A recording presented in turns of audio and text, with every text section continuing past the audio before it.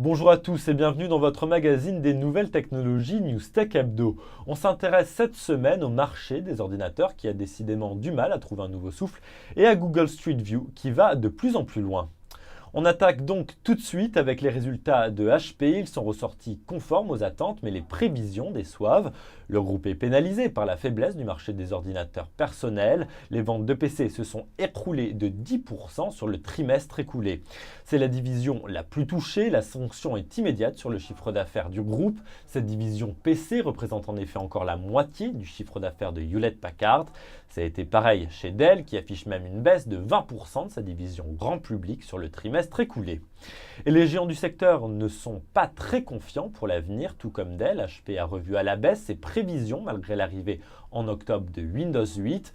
Le nouveau logiciel de Microsoft est très attendu, mais au-delà des nouveautés et de la conjoncture économique, le marché du PC est impacté par la montée en puissance des tablettes numériques.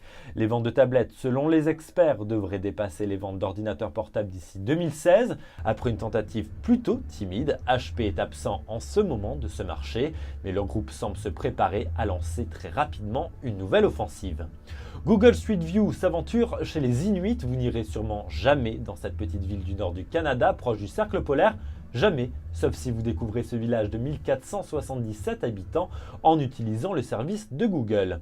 C'est la première fois que Google Street View s'aventure dans l'Arctique. On le doit à l'initiative d'un autochtone, cet Inuit désirait que sa ville soit plus connue. Il a donc contacté Google afin de persuader le géant de l'informatique de venir photographier la bourgade.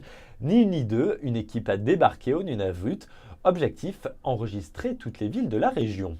Selon le New York Times, Google répond à une véritable demande des habitants. L'initiative comble un manque dans la géolocalisation de cette province canadienne. Trop proche des pôles, les compas magnétiques ne peuvent pas fonctionner. Le projet fait partie du programme de la compagnie Google Earth Outreach. Il avait déjà servi à explorer l'an dernier la forêt amazonienne. Newstech Hebdo, c'est fini pour aujourd'hui. Je vous retrouve la semaine prochaine, toujours depuis le Nasdaq sur Times Square, pour un nouveau numéro de votre magazine des nouvelles technologies avec NYFP.